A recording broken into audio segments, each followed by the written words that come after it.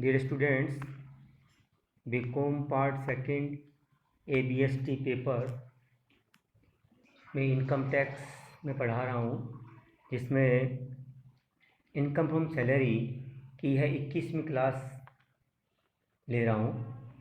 देखिए, इसमें मैं अभी बहुत सारे अलाउंसेस पढ़ा चुका हूँ, उससे रिलेटेड एक क्वेश्चन है वो मैं एक्सप्लेन कर रहा हूँ।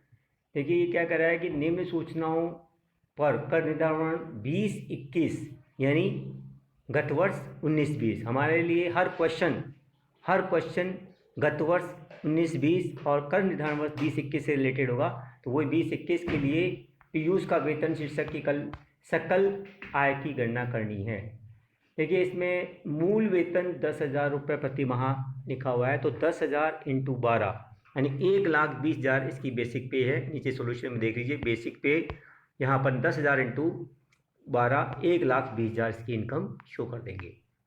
दूसरा बिंदु है इसमें महंगाई भत्ता मूल वेतन का 60%। महंगाई भत्ता मतलब डियरनेस अलाउंस, शॉर्ट में कहेंगे DA, 60% ऑफ बेसिक पे, यानी जो बेसिक पे 1,20,000 है उसका 60% डियरनेस अलाउंस DA के नाम से 1,20,000 का 60% 72,000 अपने यहाँ लिख दिया है हमने। फिर सेकेंड पॉइंट देखिए, थर्ड पॉइंट नगर क्षतिपूर्ति भत्ता मूल वेतन का 8%। ये सिटी कंपनसेटरी अलाउंस है, CCA जिसको शॉर्ट में हम कहते हैं। वेतन का मूल वेतन का 8%। मूल वेतन कितना है? 1,20,000, उसका 8% कितना होगा? 9,600 यहाँ पर इसमें शो कर दिया गया है। नेक्स्ट है चिकित्सा भत्ता यानी मेडिकल अलाउंस 400 रुपये प्रति माह। ये सारे मैंने बताया था, ये वो सारे अलाउंसेज हैं जो पूरी तरह से टैक्सेबल हैं, पूर्णतः होली टैक्सेबल। डियरनेस अलाउंस ये भी फुल्ली टैक्सेबल है। नगर CCA सिटी कंपनसेटरी अलाउंस यह भी पूरी तरह टैक्सेबल है। चिकित्सा भत्ता मेडिकल अलाउंस यह भी पूरी तरह टैक्सेबल है। इसलिए 400 रुपये प्रति माह के हिसाब से 12 मंथ्स का हो गया 4,800 CCA के सामने, सॉरी मेडिकल अलाउंस के सामने लिख दिया है। नेक्स्ट पॉइंट है बाल शिक्षा भत्ता यानी चिल्ड्रन एजुकेशन अलाउंस 240 रुपये प्रति माह की दर से 3 बच्चों के लिए। देखिए, 240 रुपये 3 बच्चों के लिए लिए हैं प्रति माह, यानी 3 से यदि डिवाइड करें तो 80 रुपये पर मंथ इसको दिया गया है। और जैसा कि मैंने आपको बताया था, चिल्ड्रन एजुकेशन अलाउंस 100 रुपये प्रति माह मैक्सिमम फॉर 2 चिल्ड्रन एग्जाम्प्ट होता है। तो देखिए, इसको मिला है 240 इंटू 12 अपन लिख देंगे और ये अमाउंट हो जाएगा 2,880। लेकिन इसमें जब एग्जाम्प्ट करेंगे हम करेंगे 80 + 80 यानी 160 रुपये पर मंथ के हिसाब से 12 मंथ का एग्जाम्प्ट होगा, क्योंकि 2 बच्चों का ही एग्जाम्प्ट होता है, 2 से ज़्यादा बच्चों का एग्जाम्प्ट नहीं होता। हालांकि 100 रुपये तक एग्जाम्प्ट है, क्योंकि इसने 80 रुपये पर मंथ ही अलाउ किया है पर चाइल्ड, इसलिए 80 रुपये पर मंथ के हिसाब से 2 चाइल्ड के 160 रुपये बनते हैं 1 महीने के, और 12 मंथ्स के 1,920। तो जितना अमाउंट मिला 2,880, इसमें से 1,920 हम लेस कर देंगे और बाकी अमाउंट टैक्सेबल हो जाएगा। नेक्स्ट अलाउंस है 2 बच्चों के लिए हॉस्टल व्ययों की। देखिए अब क्या कर रहा है, वर्ड को ध्यान से समझिए। 2 बच्चों के हॉस्टल व्ययों की पूर्ति हेतु भत्ता 700 रुपये प्रति माह प्रति चाइल्ड। ये पर चाइल्ड है 700 रुपये। पिछले वाले क्वेश्चन में तीनों बच्चे के 240 रुपये मिल रहे थे, यहाँ 700 रुपये प्रति माह प्रति चाइल्ड है। और मैंने बताया था इसमें कि जो हॉस्टल अलाउंस है वो 300 रुपये प्रति माह पर चाइल्ड और मैक्सिमम फॉर 2 चिल्ड्रन है। तो यहाँ पे 2 चिल्ड्रन, तो 2 ही बच्चे हॉस्टल में पढ़ रहे हैं, 2 के लिए ही अलाउंस मिल रहा है।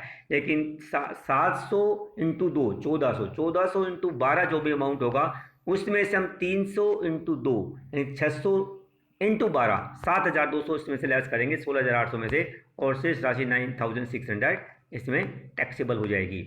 नेक्स्ट पॉइंट है इसमें मध्य प्रदेश के जनजातीय क्षेत्र भत्ता 600 रुपये प्रति माह की दर से। ट्राइबल एरिया अलाउंस, देखिए ट्राइबल एरिया अलाउंस 600 रुपये प्रति माह के हिसाब से मिला है, जबकि 200 रुपये प्रति माह के हिसाब से ये एग्जाम्प्ट है। तो 600 इंटू 12 7,200 तो इसको मिला, और 200 इंटू 12 2,400 इसमें एग्जाम्प्ट हो जाएगा, और बाकी अमाउंट 4,800 रुपये टैक्सेबल हो जाएगा। ये कैलकुलेशन हो सकता है कि मैंने थोड़ा सा ऊपर नीचे बोल दिया हो, तो थोड़ा सा देख लीजिएगा, जो फिगर मैं बोल रहा हूँ डिफरेंस करके निकाल लीजिएगा।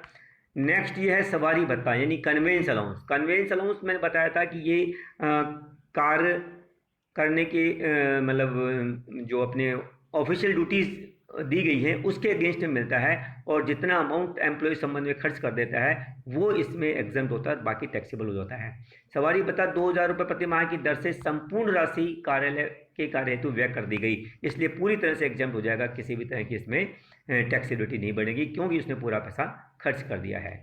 यात्रा भत्ता 48,000 रुपये, जिसमें से 32,000 रुपये व्यय किए। देखिए इसमें यात्रा भत्ता में 48,000 में से 32,000 खर्च कर दिए इसने और 16,000 रुपये की बचत की, तो ट्रेवलिंग अलाउंस 48,000 में से 48,000 में से 32,000 लेस करने के बाद जो बचेगा अमाउंट 16,000 इसमें टैक्सेबल हो जाएगा। कन्वेंस अलाउंस मैंने एग्जेंट बताया था, यहाँ भी इनमें टैक्सेबिलिटी का कोई पॉइंट नहीं लिया है।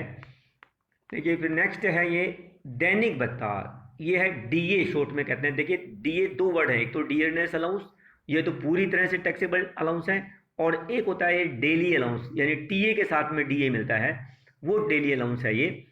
इसको डीए शॉर्ट में कहते हैं, लेकिन डेली अलाउंस की टैक्सेबिलिटी नहीं होती है यदि कोई पैसा सेव नहीं किया। ये कह रहा है संपूर्ण राशि कार्यालय व्यय के लिए खर्च कर दी गई, इसका मतलब इसमें कोई अमाउंट टैक्सेबल नहीं बनेगा, पूरे के पूरे डीए जो डेली अलाउंस है ये एग्जाम्प्ट हो जाएगा। ये देखिए ये नील अमाउंट बना है, इन सबको टोटल करेंगे तो ये आ जाएगा ग्रोस इनकम फ्रॉम सैलरी। इसको ग्रोस इनकम फ्रॉम सैलरी क्यों कहते हैं, क्योंकि अभी हमने इसमें इस अमाउंट में से ग्रोस सैलरी फ्रॉम इनकम में से सेक्शन 16 की रिबेट देनी है, लेकिन उससे पहले अपन को और बहुत सारी चीज़ें पढ़नी है, इसलिए अभी इसमें सेक्शन 16 की रिबेट एक स्टैंडर्ड डिडक्शन की और एक एंटरटेनमेंट अलाउंस की दी जाती है, वो अभी मैं नहीं बता रहा, वो जब पॉइंट आएगा तो उस समय इसको डिस्कस करेंगे। अब इस तरह से ये ग्रोस इनकम फ्रॉम सैलरी ये टैक्सेबल बनेगी, जो भी रिबेट मिलेगी आगे उसको डिस्कस करेंगे। इस क्वेश्चन में मैं इतना ही बता रहा हूँ, नेक्स्ट दूसरी क्लास लेते हैं। Thank you.